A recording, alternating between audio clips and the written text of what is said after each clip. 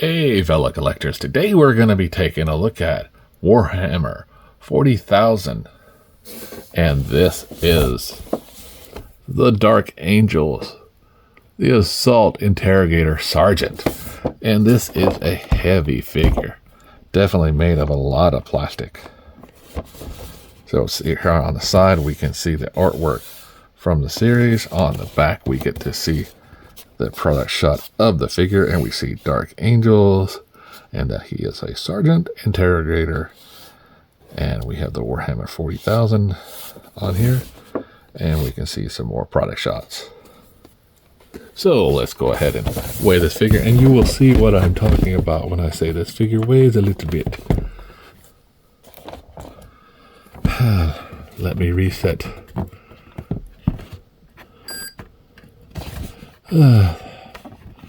It's so sensitive sometimes. And now it's went to kilograms. There we go. This figure weighs 1 pound 4 ounces. So it's very big for a normal McFarlane figure. So let's pop him out of the box and see how cool he is. Okay, now that we have this character out of the box, we can take a closer look at his accessories. He does have this backpack with its rather large attachment piece. And we can see some nice details for the back here. Alrighty. Take a look at the bladed weapon he comes with, this chainsaw. Nice, nice, nice. And he comes with this rather large blaster. Now he does come with a normal standard stand, but this guy doesn't need it. He is rather big-footed, and like I said, he is a large guy too. And he falls down pretty good too. So if you watch him very closely, he'll fall. Or he won't. So we see this character head comes in at about 7.5. His antenna make him over 8 inches tall. So he is a big fella. Definitely bigger than your Stormtroopers or your Marvel Legends figures. And when I compare him to one of the Traitor Guards, we can see that he is a little bit taller than the guard. Very nice figure, in my opinion. If we look at the detail here on the arm, we can see some paint here. We see the bladed armor here with some bolts on. Elbows, the hands itself.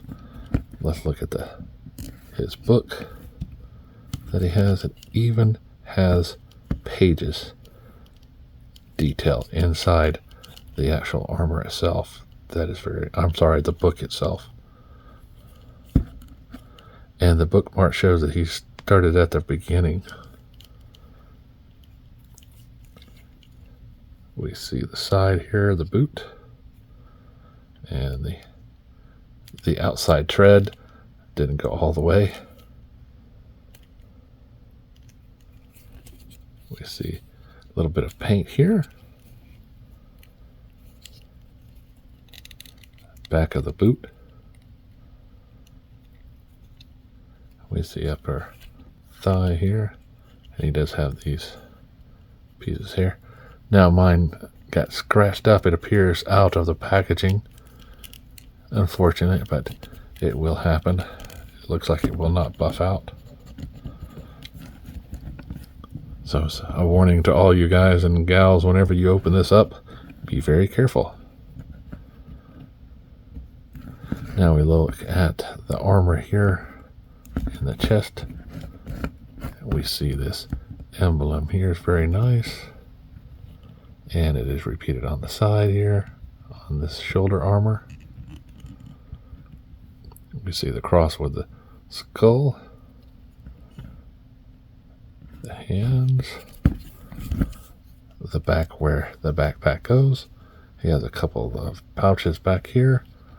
We have this strap that goes all the way around to here. And then we come up to the face sculpt. Now the face sculpt, we look at it. Very nice mask.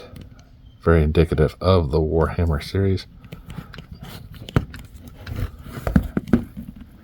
We see these details here in the headpiece, the winged ears.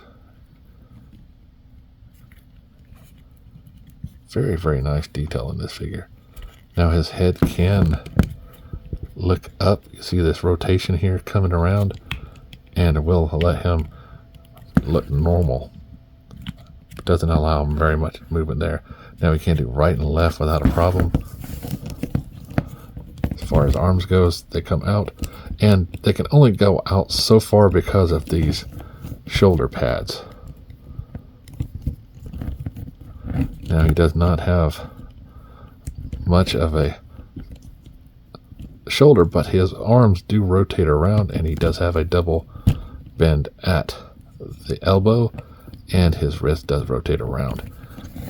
As far as the abs go, this guy can bend all the way backwards, but you'll get the gap. Now as far as forward goes, he can see that there's a penny on the floor, and he can rotate around at this bicep, so, and right here, so he can do a little bit more, which is nice for that figure this size. Now as far as his legs go, he can do this much of a split, and forward and backwards he can run pretty good.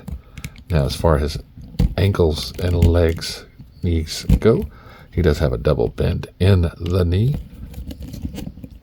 There is no thigh swivel, and his ankle can go forward and backwards, and a little bit of rotation side to side. Not much of one because of this boot. So overall, big guy, definitely ready to take on all of the Necrons and any other figures they find, or enemies they find.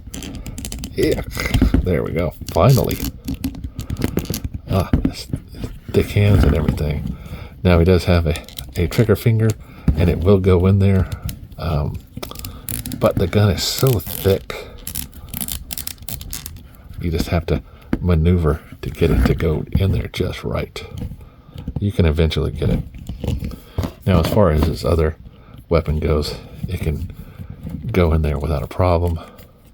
As I say this, I look at his hands and thumbs and go, whoa boy, they're a little tight, so you might have to push them out of the way to get it to go in there just right. But once you do, he is ready to rock and roll. So definitely worth your time to pick this guy up. Now his backpack goes in there without an issue. Drop his stand. They can't find it, but definitely you can see the posability in this guy is pretty good to go on your stands, things like that. So once you have that in place, it won't be hard to just put them on there. Definitely it's going to be looking good on the shelf. All right, guys, until next time, remember, like, subscribe, and keep collecting.